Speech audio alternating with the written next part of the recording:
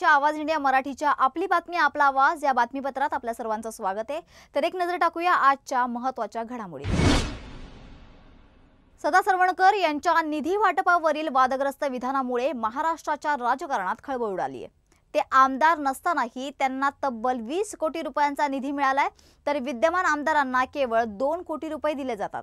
यांच्या या विधानामुळे महायुती सरकारच्या निधी वाटप प्रक्रियेवर प्रश्नचिन्ह निर्माण झाले। आधीच विरोधकांकडून निधी वाटपात पक्षपात होत असल्याचा आरोप केला जात असताना आता सत्ताधारी नेत्याच्याच वक्तव्यामुळे सरकार अडचणीत आले। त्यामुळे विरोधकांना सरकारवर टीकेची नवी संधी मिळाली। माजी आमदार सदा सरवणकरांच्या 20 कोटी रुपयांच्या निधीबाबतच्या वादग्रस्त विधानावर शिवसेने नेत्यांनी त्यांच्यावर टीका केली असून निधी मिळवण्यासाठी गद्दारी केल्याचा आरोप देखील केलाय। माजी महापौर किशोरी पेडणेकर यांनी सदा सरवणकर यांच्या विधानावर टीका केली आहे। मुंबई महापालिकेपासून आमदारकीपर्यंत तुम्ही बाळासाहेब आणि उद्धव साहेबांच्या नेतृत्वात काम केले। तुम्हाला धमक्या आल्यावर तुम्ही तिकडे गेलात। तुम्ही निश्चिंत राहू नका, गद्दारी करून या, तुम्हाला निधी मिळेल, अशीच आत्ताची परिस्थिती आहे असं किशोरी पेडणेकर यांनी म्हटलंय। मराठा आरक्षणावर शासनाने काढलेल्या जीआरवर मंत्री छगन भुजबळ आणि अनेक ओबीसी नेत्यांनी तीव्र नाराजी व्यक्त केली आहे।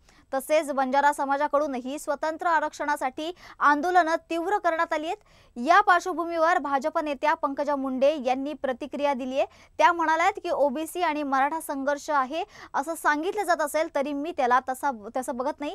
मी कोणत्याही व्यक्तीकडे पाहताना त्याची जात पाहत नाही, त्यामुळे हा संघर्ष मला जाणवत नाहीये। त्यांनी सध्याच्या राजकारत्यांना आवाहन केले की त्यांनी राजसाहेबांचं मन ठेवून सर्व समाजाच्या हिताचा विचार करून निर्णय घ्यावा। तसेच सामाजिक दृष्ट्या मागास घटकांना कुठलाही धक्का न लागता आरक्षणाच्या निर्णयांची अंमलबजावणी व्हावी असंही त्यांनी म्हटलं। पुण्यातील मेट्रो कार्यालयात झालेल्या आढावा बैठकीत रामवाडी ते वाघोली आणि विठ्ठलवाडी मेट्रो मार्ग MSIDC एलिव्हेटेड रोडशी ओव्हरलॅप होत असल्याच्या मुद्द्यावर चर्चा करण्यात आली। शहरातील मेट्रो लाईनच्या विकासासंदर्भात विविध महत्त्वाच्या मुद्द्यांवर सविस्तर चर्चा झाली। तर मेट्रो प्रकल्पामुळे केवळ वाहतूक कोंडी कमी होणार नाहीये, तर पर्यावरणालाही दिलासा मिळेल। रस्त्यांवरील वाहतूक भार कमी झाल्याने प्रदूषणात घट होण्याची देखील शक्यता आहे। तर हा प्रकल्प पिंपरी चिंचवड आणि चाकण परिसरातील नागरिकांसाठी परिवर्तन घडवून आणणारा ठरेल। प्रकल्पाच्या अंमलबजावणीसाठी लागणारा कालावधी आणि सुरुवातीचा टप्पा याबाबत लवकरच अधिकृत माहिती जाहीर केली जाणार असल्याचे देखील अधिकाऱ्यांकडून सांगण्यात येते। मुंबईच्या वाढत्या वाहतूक समस्यांवर उपाय म्हणून भुयारी मेट्रो 3 प्रकल्प अंतिम टप्प्यात पोहोचलाय। हा महत्त्वाकांक्षी प्रकल्प मुंबईतील महत्त्वाची शासकीय, व्यापारी आणि ऐतिहासिक ठिकाणं जसे की BKC मंत्रालय आणि CSMT यांना थेट जोडतोय। यामुळे प्रवासाचा कालावधी लक्षणीयरित्या कमी होऊन 1.5 तासाचा प्रवास आता अवघ्या अर्ध्या तासात पूर्ण होणार आहे। तर दक्षिण मुंबईतील कफ परेड सारख्या परिसरातून सिद्धिविनायक मंदिरापर्यंत वातानुकूलित आणि आरामदायक प्रवास केवळ 60 रुपयांमध्ये शक्य होणार आहे। तर याआधी प्रवाशांना बस, लोकल आणि पुन्हा बस अशा अनेक वाहतूक पर्यायांचा वापर करावा लागत असे, ज्यामुळे वेळ आणि खर्च दोन्ही अधिक लागत होता। मेट्रो 3 मुळे हा प्रवास अधिक सुलभ, जलद आणि पर्यावरणपूरक होणार आहे। मुंब्रा रेल्वे दुर्घटनेनंतर प्रवाशांच्या सुरक्षिततेच्या दृष्टीने महत्त्वाचा निर्णय घेण्यात आलाय। केंद्रीय रेल्वे मंत्री अश्विनी वैष्णव यांनी जाहीर केलंय की मुंबईत डिसेंबर 2025 पर्यंत स्वयंचलित दरवाजांच्या नॉन-AC लोकल गाड्यांची सेवा सुरू होणार आहे। टप्प्याटप्प्याने सर्व लोकल गाड्यांमध्ये ही सुविधा उपलब्ध करून देण्यात येणार आहे। तर दरवर्षी होणाऱ्या अपघातांचा विचार करून हा निर्णय घेण्यात आलाय। तर भविष्यात सर्व लोकल गाड्या बंद दरवाजांच्या असतील असंही त्यांनी यावेळी म्हटलंय। म्हाडाने सर्वसामान्यांना स्वस्त दरात घरं मिळावीत आणि आर्थिक नुकसान टाळावं यासाठी त्रिसदस्यीय समिती नेमली आहे। या समितीने घरांच्या नव्या किमती ठरवण्यासाठी सखोल अभ्यास केला असून त्याचा अहवाल तयार केला जातोय। समितीचा अहवाल लवकरच म्हाडाच्या उपाध्यक्षांपुढे सादर केला जाणार आहे आणि पुढच्या आठवड्यात त्याचे सादरीकरण देखील होण्याची शक्यता आहे। या अभ्यासानुसार घरांच्या किमतीत सरसकट खर्च न घालता फक्त त्या प्रकल्पांवर प्रत्यक्ष झालेला शासकीय खर्च, बांधकाम साहित्याच्या किमतीतील वाढ आणि इन्फ्रास्ट्रक्चरवर झालेला खर्च या घटकांचा समावेश करून घरांच्या किमती ठरवल्या जातील। त्यामुळे मुंबईतील घरांच्या किमतीत सुमारे 8 ते 10% कपात होण्याची शक्यता आहे। त्यामुळे सामान्य नागरिकांना स्वस्त घरं मिळू शकतील असा विश्वास व्यक्त केला जातो। कोल्हापूर जिल्ह्यातील नांदणी कोल्हापूर जिल्ह्यातील नांदणी गावात लहान मुलांचे अपहरण करण्याचा प्रयत्न उघडकीस आलाय। गावातील केवळ 8 वर्षांची स्वरा शीतल देसाई ही आपल्या लहान भावासह संध्याकाळच्या सुमारास दूध आणण्यासाठी घराबाहेर पडली होती। याच वेळी 5 अनोळखी व्यक्तींनी त्यांच्या मागून येत स्वराचे आणि तिच्या भावाचे तोंड दाबून त्यांना जबरदस्तीने उचलून नेण्याचा प्रयत्न केला। या प्रसंगी स्वरा हिने प्रसंगावधान राखून एका व्यक्तीच्या हाताचा जोरात चावा घेतला आणि मोठ्याने आरडाओरडा केला। स्वराच्या धाडसामुळे घाबरलेल्या आरोपींनी दोघांनाही सोडून देत अंधाराचा फायदा घेत घटनास्थळावरून पळ काढला। स्वराने दाखवलेल्या धैर्यामुळे केवळ आपलेच नव्हे तर आपल्या भावाचेही अपहरण टळले। या प्रसंगानंतर या संपूर्ण गावात तिच्या शौर्याची आणि चतुराईची जोरदार प्रशंसा होते। भाजप युवा मोर्चाच्या वतीने कोस्टल रोडवरील प्रॉमेनेडवर आयोजित करण्यात आलेल्या नमो युवा रनला मुख्यमंत्री देवेंद्र फडणवीस यांनी हिरवा झेंडा दाखवलाय। हा कार्यक्रम पंतप्रधान नरेंद्र मोदी यांच्या वाढदिवसानिमित्त व्यसनमुक्त भारतासाठी नशामुक्त महाराष्ट्राचा संकल्प म्हणून आयोजित करण्यात आला होता।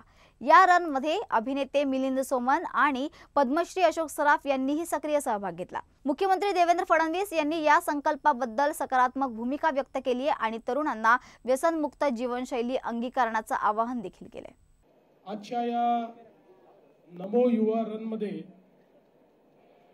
या ठिकाणी उपस्थित माझे सहकारी मंगलप्रभात लोढाजी, पद्मश्री अशोक सराफजी, यूथ आयकॉन आणि फिटनेस आयकॉन मिलिंद सोमनजी, आमचे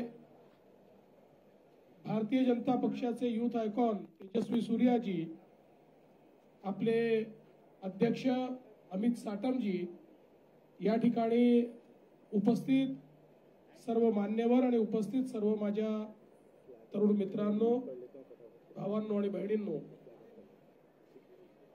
आज आपण सगळे लोक या ठिकाणी नमो युवा रन करता एकत्रित आलो आहोत। देशाचे प्रधानमंत्री माननीय नरेंद्र मोदीजी यांच्या अमृत महोत्सवी जन्मदिनाच्या निमित्ताने संपूर्ण भारत कृतसंकल्पित झाला आहे आत्मनिर्भरते करता। आणि आत्मनिर्भर भारतामध्ये आत्मनिर्भर युवा ही आपली संकल्पना आहे।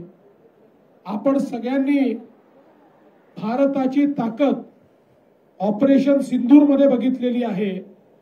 भारताची ताकद आणि भारताची एअर डिफेन्स सिस्टीम अशी आहे की भारताला कोणी पराजित करू शकत नाही। पण एकच गोष्ट भारताला पराजित करू शकते, ती म्हणजे ड्रग्ज। जर आमचा युवा हा नशामुक्त असला, ड्रग मुक्त असला, तर भारतावर कुठलंही आक्रमण या ठिकाणी चालू शकणार नाही, भारताला कोणी पराजित करू शकणार नाही। पण आमच्या युवाला या ठिकाणी जर आतून पोकळ करून टाकलं तर मात्र या देशाचं भविष्य असणार नाही। आणि म्हणूनच आपण ही थीम घेतलेली आहे, नशामुक्त भारत, नशामुक्त मुंबई, नशामुक्त महाराष्ट्र। आणि मला विश्वास आहे की आपले ही जी तरुणाई आहे, ही तरुणाई या ठिकाणी नशा करेल तर देशभक्तीचा नशा करेल। ही नशा करेल तर या देशाला सर्वोच्च स्थानावर नेण्याचा आणि आत्मनिर्भर करण्याचा नशा आपण करू। अशा प्रकारचा एक दृढ निश्चय आणि कृतसंकल्प करण्याकरता आपण सगळे एकत्रित आलो। मी तेजिंदर तिवारांचं मनापासून अभिनंदन करेन की त्यांनी अतिशय चांगला हा कार्यक्रम या ठिकाणी आयोजित केला।